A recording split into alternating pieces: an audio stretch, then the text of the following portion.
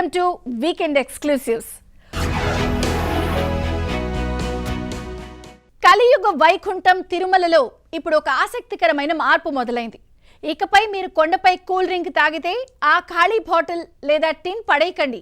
ఎందుకంటే ఆ ప్లాస్టిక్ వ్యర్థమే మీకు నగదును వెనక్కి తెచ్చిపెట్టబోతోంది.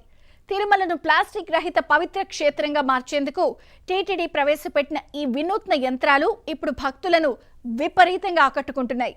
మరి పర్యావరణ పరిరక్షణ కోసం టీటీడీ ఎంతో ప్రతిష్టాత్మకంగా చేపట్టిన ఈ కొత్త పద్ధతి ఏమిటి? భక్తుల నుంచి వస్తున్న అనూహ్య స్పందన ఏంటి? అసలు ఆ మెషిన్ల దగ్గర ఏం జరుగుతోంది?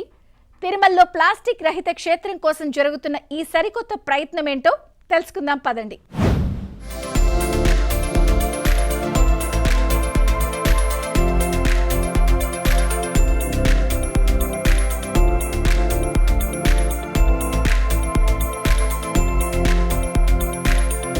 తిరుమల తిరుపతి దేవస్థానం పర్యావరణ పరిరక్షణలో భాగంగా వినూత్న విధానానికి శ్రీకారం చుట్టింది. ఇప్పటికే తిరుమలలో ప్లాస్టిక్ వినియోగంపై నిషేధం విధించిన టీటీడీ తాజాగా ప్లాస్టిక్ వ్యర్థాల రీసైక్లింగ్ ను ప్రోత్సహించేందుకు కొత్త పథకాన్ని ప్రవేశపెట్టింది. ఈ నెల 25వ తేదీ నుంచి భక్తులు తిరుమలకు తెచ్చే ప్లాస్టిక్ వస్తువులు లేదా పదార్థాలను టీటీడీ ఏర్పాటు చేసిన రీసైక్లింగ్ యంత్రంలో వేస్తే నగదు ప్రోత్సాహకంగా ₹5 లభిస్తుంది. ఈ వినూత్న యంత్రాన్ని ప్రయోగాత్మకంగా PAC 5 వద్ద ఏర్పాటు చేశారు.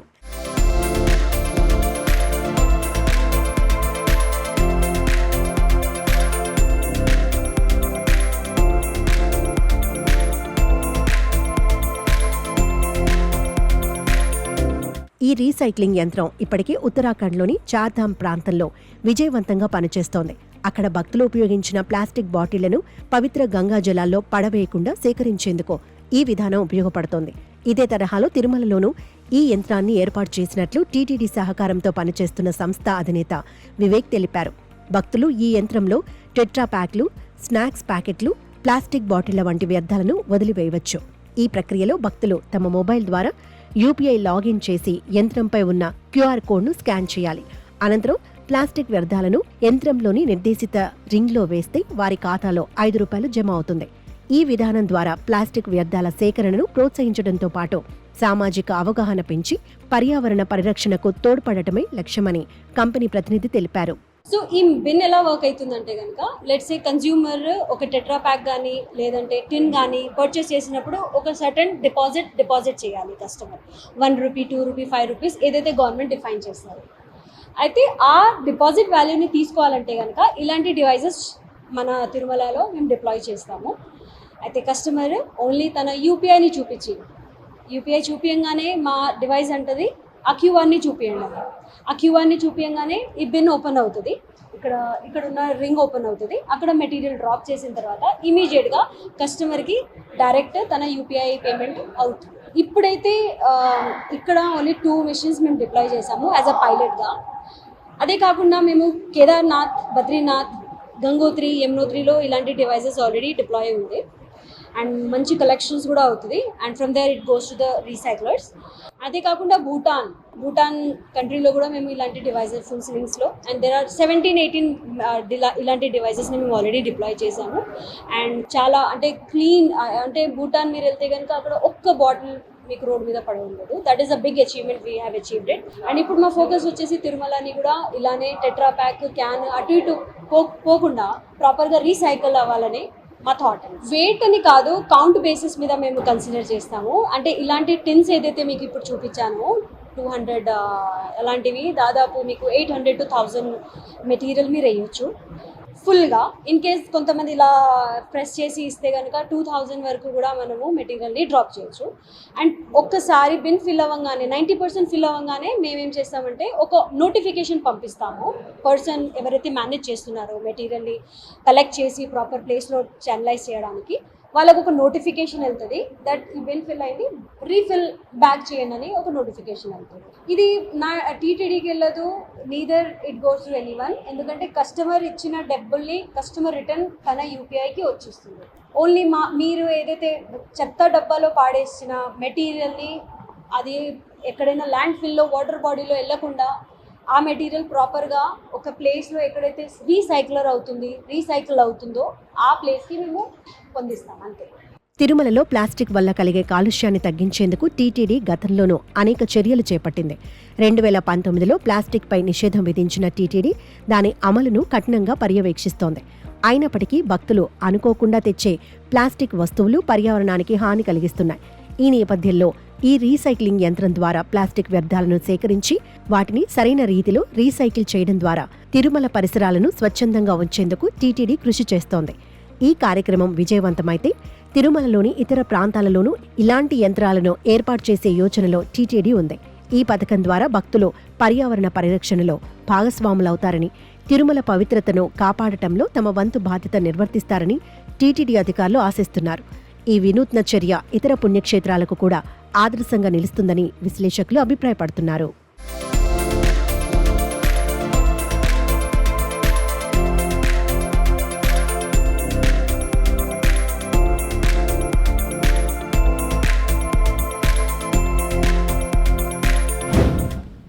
అన్నీ ఉన్న అల్లు నోట్లో శని అన్నట్టు తయారైంది సిక్కోలు మత్స్యకారుల పరిస్థితి. కళ్ల ముందే విశాలమైన సముద్రం కనిపిస్తున్న కడుపు నింపుకోవడానికి వలసల బాట పట్టాల్సిన దుస్థితి శ్రీకాకుళం జిల్లా గంగపుత్రులది. రాష్ట్రంలోని అత్యంత సుదీర్ఘమైన సముద్ర తీరం ఉన్నప్పటికీ స్థానికంగా ఉపాధి లేక, వేట సాగించేందుకు వసతులు లేక ఇక్కడి యువత యుక్త వయసు రాగానే గుజరాత్, కేరళ వంటి ఇతర రాష్ట్రాలకు వలసపోతున్నారు. రసాయన వ్యర్థాల వల్ల చేపల ఉత్పత్తి తగ్గిపోవడం ఒక కారణమైతే, దశాబ్దాలుగా ఒక్క ఫిషింగ్ హార్బర్ లేదా జెట్టి కూడా లేకపోవడం వీరి పాలిట శాపంగా మారింది. ప్రాంతం కాని ప్రాంతానికి వెళ్లి సముద్ర గర్భంలో కొందరు, పాకిస్తాన్ జైళ్లలో మరికొందరు బందీలుగా మారుతున్న సిక్కోలు మత్స్యకారుల వలసల ఘోషపై ప్రత్యేక కథనం.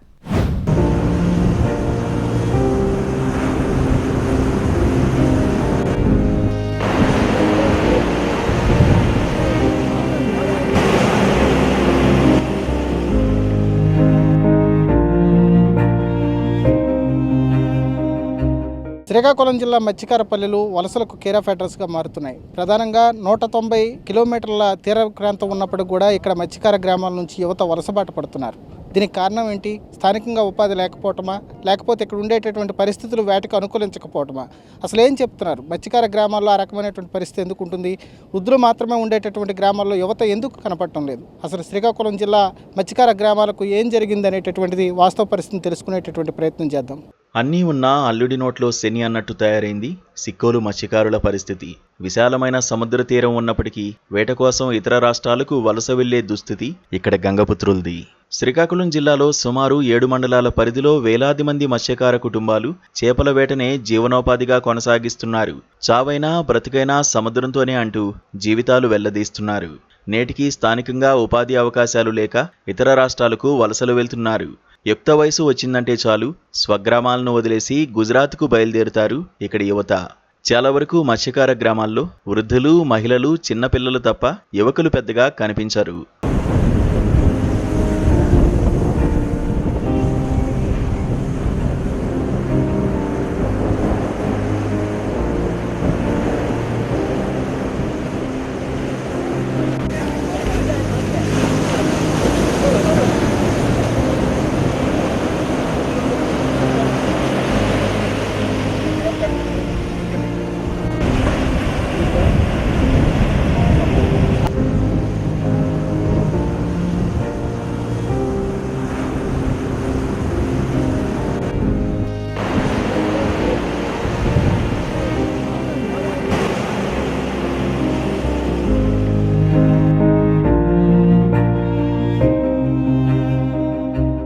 ఆంధ్రప్రదేశ్లో సుదీర్ఘ తీర ప్రాంతం ఉన్న జిల్లాల్లో శ్రీకాకుళం జిల్లా మొదటి స్థానంలో ఉంటుంది. జిల్లాలో 11 మండలాల పరిధిలో 193 కిలోమీటర్ల మేర సముద్ర తీరం ఉంది. 104 గ్రామాల్లో పూర్తిగా మత్స్యకారులే నివసిస్తున్నారు. సుమారు 2 లక్షల మంది చేపల వేట, వాటి అమ్మకాలపై ఆధారపడి జీవిస్తున్నారు. అయితే గత 2 దశాబ్దాలుగా సిక్కోలు సముద్ర తీరంలో పరిస్థితులు మారిపోయాయి. జిల్లాలోని రసాయన పరిశ్రమల నుంచి వచ్చే వ్యర్థాలు సముద్ర గర్భంలో కలుస్తుండటంతో మత్స్య ఉత్పత్తి తగ్గుతూ వస్తోంది. దీనికి తోడు స్థానిక మత్స్యకారులు సాంప్రదాయ బోట్లతోనే వేట సాగిస్తారు. ఇవి కేవలం తీరం నుంచి 5 కిలోమీటర్ల పరిధికి మించి వేట చేయడానికి అనువుగా ఉండవు. అధునాతన మోటారు బోట్లు ఖర్చుతో కూడుకున్నవి కావడంతో స్థానిక మత్స్యకారులు ఆర్థిక భారం మోయలేకపోతున్నారు. మన రాష్ట్ర మొత్తం చూసుకుంటే 197 కిలోమీటర్లతో మన శ్రీకాకుళం జిల్లా వ్యాప్తంగా తీర ప్రాంతం ఉంది, కానీ వేట చేయడానికి ఏంటి కూడా మనకి అనువైన పరిస్థితులు, ఎటువంటి పరిస్థితులు కూడా లేవు.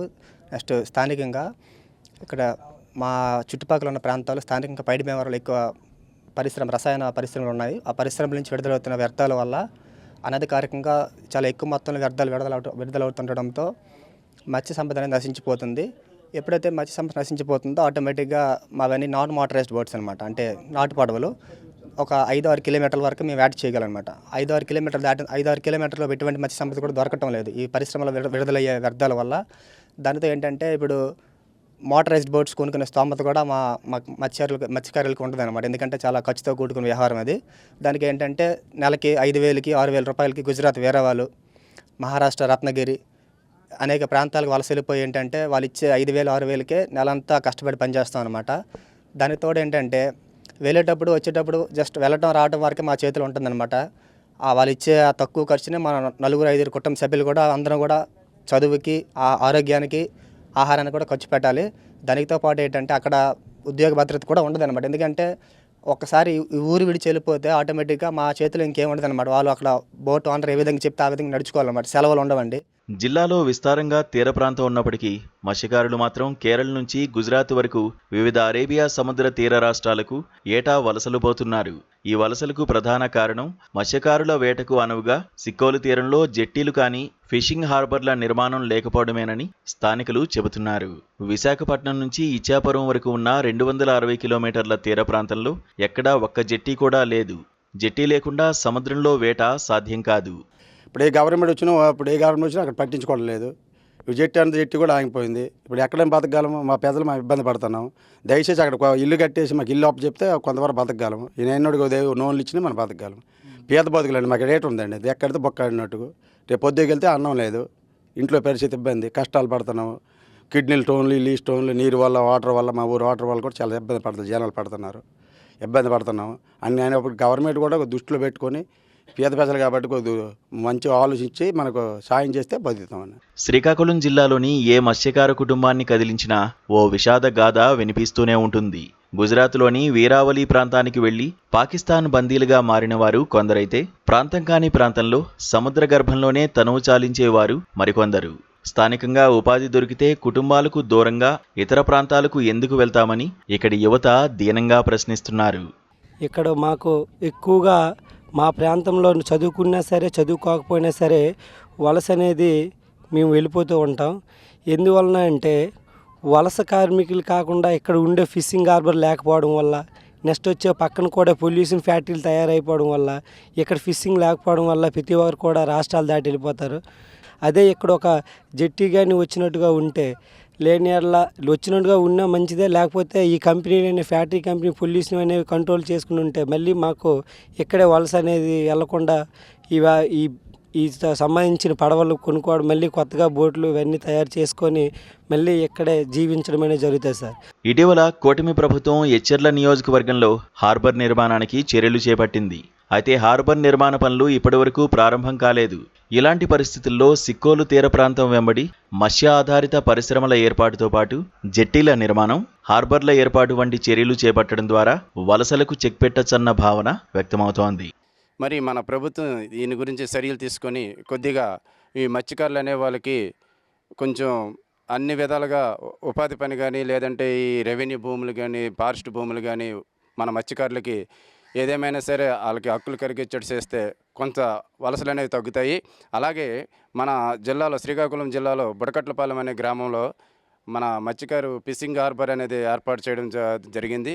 అది కొద్దిగా తొందరగా చేసినట్టయితే కనుక శ్రీకాకుళం డిస్టిక్లో ఎన్నైతే మన మత్స్యకారు ఊళ్ళు ఉన్నాయో ఈ మత్స్యకారులందరూ కూడా ఉపాధి బాగా సంపద అనేది వస్తుంది. అలాగే మన కెరటాలకు కూడా గురి కాకుండా జెట్టి ఉన్నట్టయితే కనుక కొంచెం లాంగ్ వెళ్ళి, సముద్రంలో లాంగ్ వెళ్ళి యాడ్ చేసి పెద్ద పెద్ద చేపలు కూడా యాడ్ చేయడానికి అవకాశాలు ఉంటాయి. సాంప్రదాయ చేపల వేటనే నమ్ముకున్న సిక్కోలు మత్స్యకారులకు ఇంకో పని చేత కాదు. ఒకవేళ సముద్రంలో వేటకు వెళ్దామన్నా 5 కిలోమీటర్ల ప్రాంతంలో మాత్రమే వేట చేసుకోవాలి. కానీ ఇక్కడ ఉండేటటువంటి పరిస్థితులు వేటకు అనుకూలంగా లేవు. ఇతర రాష్ట్రాలకు వలస వెళ్తే కుటుంబ సభ్యులకు దూరం అవుతారు. దాంతోపాటుగా ప్రాణాలతో తిరిగి వస్తారా లేదా అనేటటువంటి అనుమానం. మొత్తానికి ఏదైనప్పటికీ కూడా శ్రీకాకుళం మత్స్యకారుల పరిస్థితి అన్ని ఉన్న అల్లుడి నోట్లో శని అన్నట్లుగానే తయారైంది. ముఖ్యంగా యువతకు ఉపాధి అవకాశాలు మెరుగుపరచాలి, మత్స్య ఆధారిత పరిశ్రమలను ఏర్పాటు చేస్తే ఇక్కడ ఉండేటటువంటి యువత ఇతర ప్రాంతాలకు వలస వెళ్ళేటటువంటి అవకాశం లేదు, స్థానికంగానే ఉపాధి పొందవచ్చు అనేటటువంటి భావన వ్యక్తమవుతుంది. Video journalist Ramesh, ABN Andhrajyothi, Srikakulam నుంచి.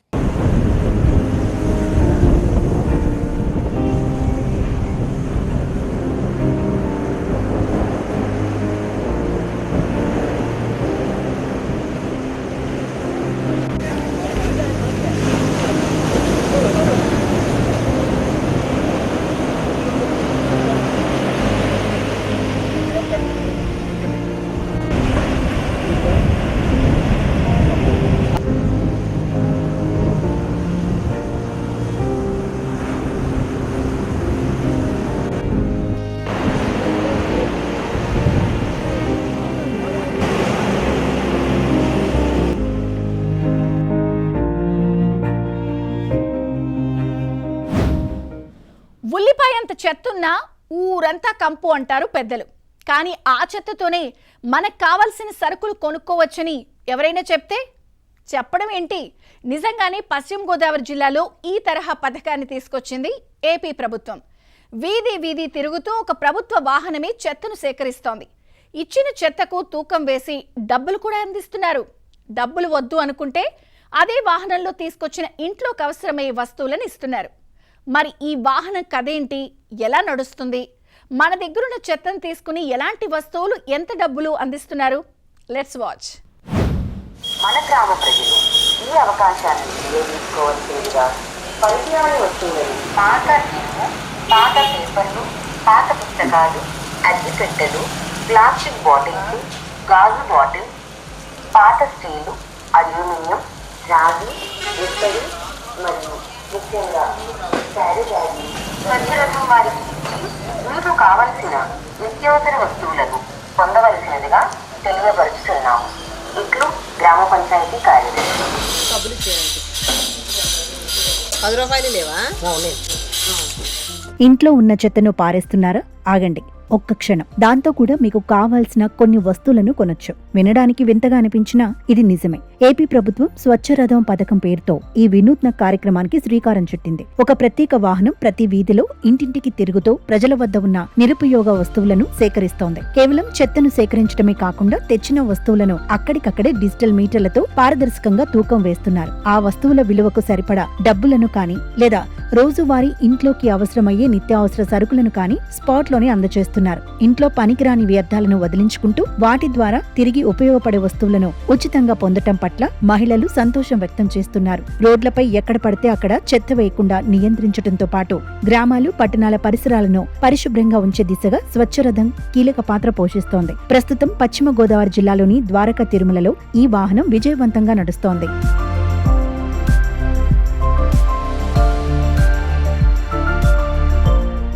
ఇంట్లో కావాల్సిన ఏదైతే సబ్బులు కానీ, షాంపూలు కానీ, అలాగే పెసర్లు, ఎలా వెరైటీగా మొత్తం టీ పొడి, ఇలా పచారీ సరుకులు అయితే మొత్తం వేస్తున్నారు. ఓవరాల్గా చిన్నపిల్లలు ఏదైతే ఉన్నారో వాళ్ళు కూడా ఏం కావాలో ఇలా కురుకురే ప్యాకెట్స్ సహా వీళ్ళు అమ్మడం జరిగింది.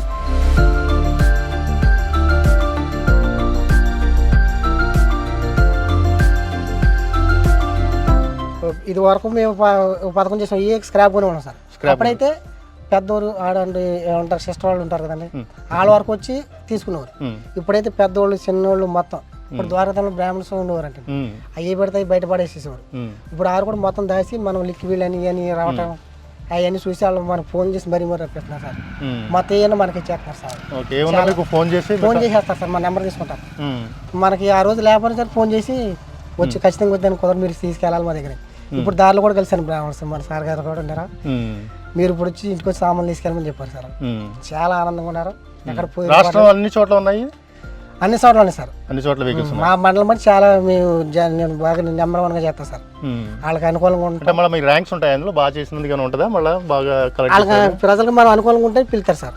మనం వెళ్ళి వాళ్ళతో కొంచెం సిరంగా గట్రా తీసుకున్నా, వాళ్ళు చెప్పినట్టు అనుకూలత లేకపోయినా కొంచెం వాళ్ళు బాధపడతారు.